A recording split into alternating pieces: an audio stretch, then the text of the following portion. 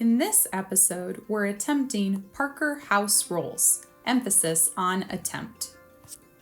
To begin, I measured out 2 quarts of flour into the bowl. The recipe states to make a hole in the flour. Then to put in sugar, butter the size of an egg,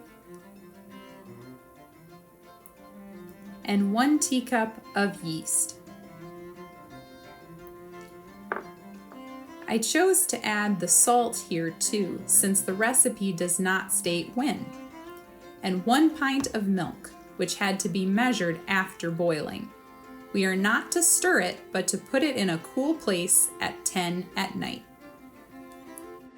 At 10 the next morning, we are to mix it all together and knead 15 minutes.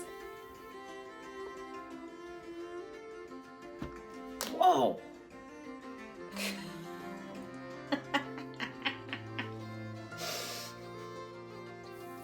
After the slight explosion there, I approached the bowl more carefully, stirring slowly so as to not further anger the mixture. Noticing that the mixture was not really forming into the expected dough consistency, I decided to take the approach of one of my favorite famous bakers and just get my hands in there.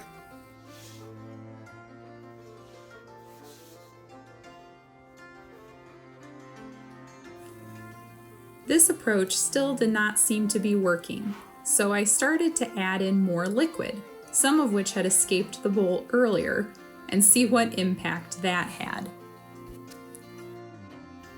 After adding more liquid, continuing to mix and knead the dough, as much as I really could, for almost an hour, I decided to take my chances and put it back in a cool place until 4 p.m., as instructed. At 4 p.m., I took it back out, let it sit for a moment, and then proceeded to form it into balls of dough, combining several recipe instructions to attempt to make the correct shape. I attempted a few different methods.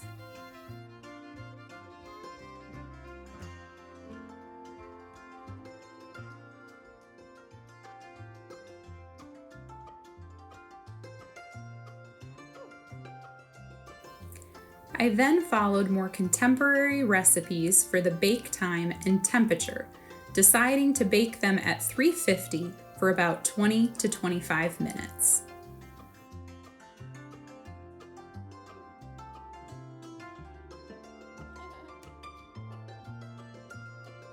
Well, here we have what are supposed to be our Parker House rolls, and in looking up recipes to compare to Mary Crofton's in the cookbook, I was told that this would be easy and that you could not mess this up.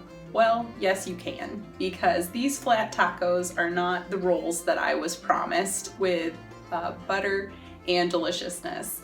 So in comparing various recipes, I tried to again fill in the gaps, but this time there were a few too many, and yeast is a little tricky to master.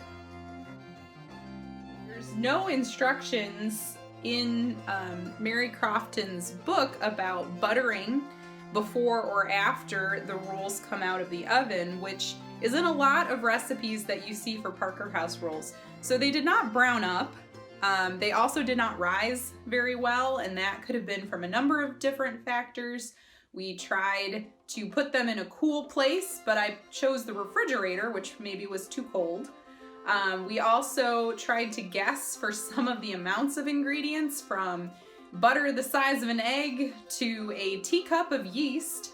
And cooking can be a fun way to experiment. It can also be a stressful way to experiment. So if you think you can do better, please feel free to try this recipe or a similar one and share your photos and tips in the comments. Despite these disappointing rolls, we are still not done yet, and we'll keep trying some recipes from this historic cookbook to share with you and see if we can do a little better job next time. Thanks for joining.